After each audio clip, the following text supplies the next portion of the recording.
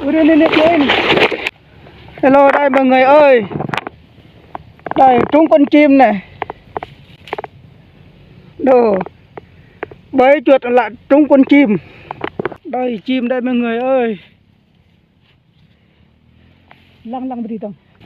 Bơi tông. Ô, bẫy chỗ này đâu rồi ta? Điệu cùi á, guồng nó bạn. Ui guồng á. Ô đây rồi nè, đây rồi mọi người ơi.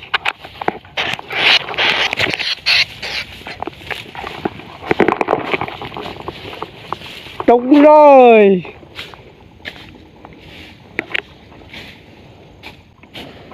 Dạ là nó nắp lên đồng. Có bơi đồng, bỏ bít chứ. Đây nữa nè, trúng rồi.